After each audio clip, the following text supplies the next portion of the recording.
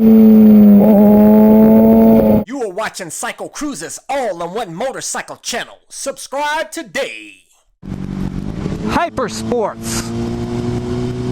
That would be the Kawasaki zx14r or the Suzuki Hyabusa.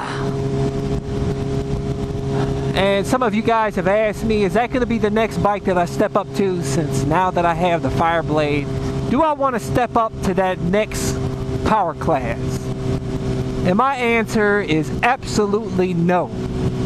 Although I think the Busa and the ZX14 are awesome bikes in their own right, and I do have respect for them. I think they're awesome. I think they look fantastic.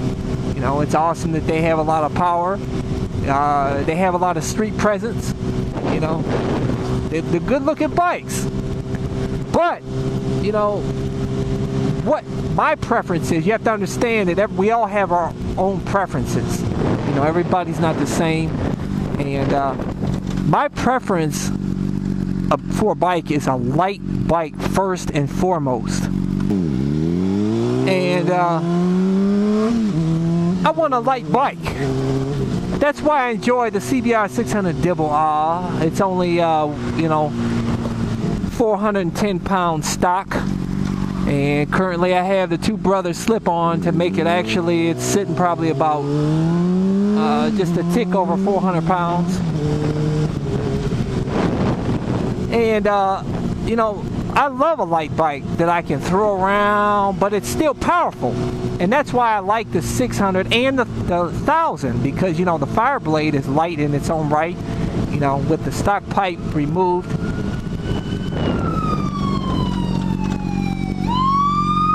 With the stock pipe removed, it's only about 434 pounds. So it's only a good, what? It's only a good 30-40 pounds heavier than this bike. So it's still, it feels even lighter than that, to be honest with you. Like I told you guys, I said it felt like a 250. It feels so light, and you feel so well connected with the bike and the road, that I love that. I love a light bike. You can throw around. Love a light bike. If it drops, you can pick it right up. You know, you don't have to, you know, stand backwards and do a squat to get it back up, you know. And the Hayabusa and the ZX14R, those are fairly heavy bikes. They're over 500 pounds. I mean, those bikes are, what, a good 550 pounds, or it's definitely over 500 pounds. And yeah, you get extra power, but you have to factor in the weight too. So you're not really gaining all that much over a leader bike, you know. So I don't, to be honest with you, you know, the only benefit that I see for those bikes, the Hayabusa and the ZX14R, is for people that just like to frequent the drag strip. You know, I mean, that's not, it's a bike you could take on the twisties, but it's not going to be nearly as light as the 600 and the 1000 in the twisties. And that's for mostly, you know, riders that like to pin the throttle in a straight line. They like to drag race on the highway or at the drag strip. And hey, if that's what you enjoy, you know, more power to you. But that's not what I enjoy. I enjoy cruising around here on the streets, which those Hypersports are good for as well. You can cruise those around here on the streets. But they're kind of cumbersome in the twisties. I've never ridden them, so I can't say, I'm not speaking from experience. I'm just speaking from, you know, because of the additional weight that it has and reviews that I've read online and that I've also seen on YouTube. So, you know, I haven't ridden a bike, so you know, but I like a light bike, and those bikes they're not light enough for me. I want a bike no heavier than 450 pounds. And I don't need that extra top end power. You know, I don't get a thrill pinning it. I do get a thrill pinning it in a straight line, doing like a 0 to 100 on a back road, you know. But doing the real high-end top speeds, you know, doing 160 to 200 miles an hour in a straight line. You know, I've done close to 150 on this bike once, or a couple times. And I don't really get that much of a thrill past, you know, once I'm in the upper RPMs and I keep pushing it, I don't really get that much of a thrill out of it. So I get more of a thrill doing a brisk run through the twisties. You know, that's, or hitting, like I said, like 0 to 100 or 0 to 120 or something. And you're not going to gain all that much, you know, with those Hypersports doing that. So paying the extra money for that Hypersport, and also the added maintenance. I'm sure those bikes probably eat more rear tires, probably, if you're pinning the throttle a lot on that bike. But it's just not for me, man. But like I said, to each his own. You know, a lot of people don't like super sports. It's not their thing. They like naked bikes, or they like, you know, cruisers or what have you, and that's you know, everybody's different. There's nothing wrong with that. I'm just giving you my opinion, that's all. I will not be upgrading to a Hypersport, so that answers it for you. If I do get another, I think the Fireblade is probably the end of the line as far as power wise. If I do get another bike, say if I trade this bike in or sell this bike, I could possibly maybe get a naked bike that to do short runs on the back roads or something, for something different.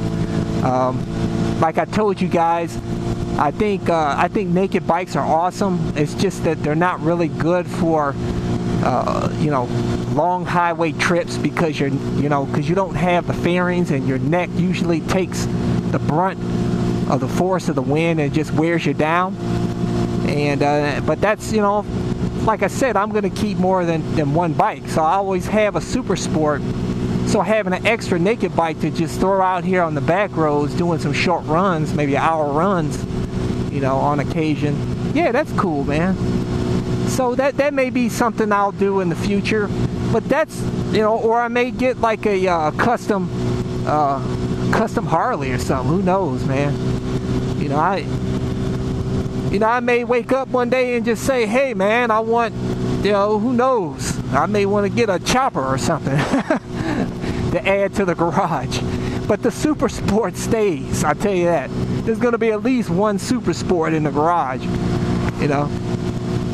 You know, a dirt bike, if I move out to the country one day, I'd love to have dirt bikes and a four-wheeler. I love all the power sports, scooters. I have an appreciation for all motorcycle guys. No, I have no disrespect for anything on two wheels. Or three wheels. I think trikes are cool even, because I grew up around trikes when I was a kid. My dad was working on, he was built a trike before he died. That's a cool van, man. But like I said, I'm just a motorcycle enthusiast. I love all the bikes. But as far as buying another bike, a Hypersport will not be one of them. So that answers your question. That's all I have for you guys. So until next time, I'll catch you guys later. Deuces! Hey, don't forget to like and subscribe. And it's time for cycleCruza's recommended videos. Links are in the info section of this video. Wouldn't you love to ride around on your motorcycle with a nice, comfortable hoodie, but yet still have the CE-approved armor protection? Well, hey guys, I have the solution for you. Check out part 1 of my Armored Hoodie review. Check out my time-lapse video of arguably the best twisty road in Ohio, better known as Route 555, aka the Triple Nickel. Are you looking for a pair of sick leather Gauntlet gloves, but you don't want to pay a sick high price? You might want to check out my review on the Scorpion Guardian gloves. Are you looking for a motorcycle street jacket that not only looks sick, but will help keep you safe out on the streets? You might want to check out my review on the Icon Overlord Prime leather jacket. Before you do a video request, you might want to check out my website at cyclecruza.com and check out my video library and playlists. You may find the video that you're looking for. Just click on the My Videos tab. If you get a chance, like me at facebook.com/cyclecruza1 for new updates and to browse my video library.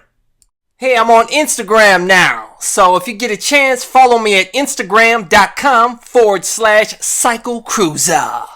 Yeah! Get your cycleCruza sport bike themed apparel at cyclecruza.com. cyclecruza.com MotoVlog.com. Hey guys, check out my new channel where I talk about anything and everything, not just motorcycle related. cycleCruza MotoVlog.